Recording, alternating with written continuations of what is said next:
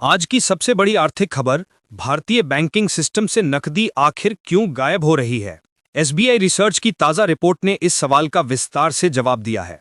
Growth के मजबूत संकेतों के बावजूद देश की अर्थव्यवस्था एक उलझन भरे मोड़ पर खड़ी है।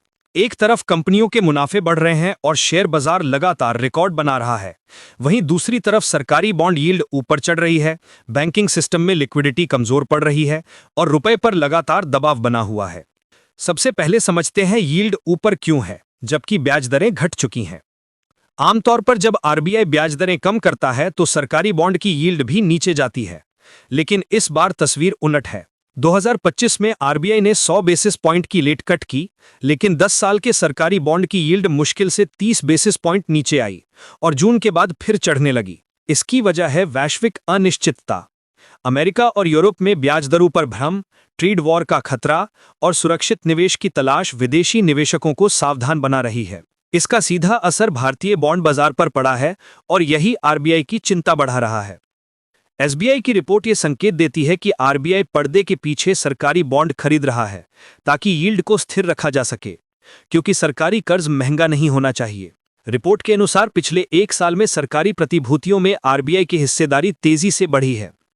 अब सबसे बड़ा सवाल, बैंकिंग सिस्टम में नकदी अचानक क्यों गायब हो रही है।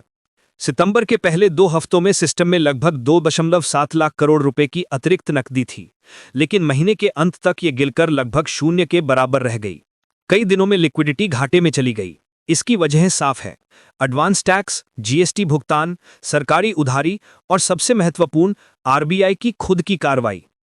रुपए को गिरने से बचाने के लिए जून से अगस्त के बीच आरबीआई ने करीब 14 अरब डॉलर बेचे। जब आरबीआई डॉलर बेचता है तो वो मार्केट से रुपए निकाल लेता है। इससे बैंकिंग सिस्टम ने लगभग 1.2 लाख करोड़ रुपए खो दिए। यही वजह है कि नकदी तेजी से सूखती नजर आई। अब बात करते हैं आरबीआई के 2 विरोधी कदमों की, जिनसे बाजार और उलझ गया है।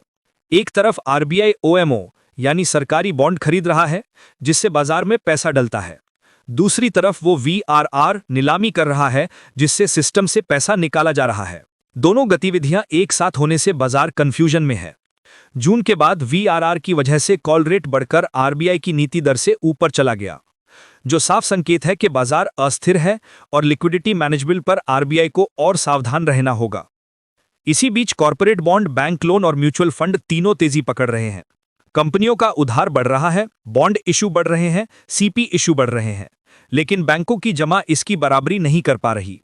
अगर यही ट्रेंड जारी रहा तो आने वाले महीनों में बैंकों को गंभीर लिक्विडिटी संकट का सामना करना पड़ सकता है। म्यूचुअल फंडों में भी पैसा जा रहा है, लेकिन ज्यादातर शॉर्ट टर्म फंड्स में। ये बताता है कि लंबी अवधि को लेकर निवेशक अब भी सतर्क हैं। सबसे बड़ी चुनौती है महंगाई का अनुमान लगातार गलत साबित होना। कभी अनुमान से बहुत कम महंगाई आती है, कभी ज्यादा।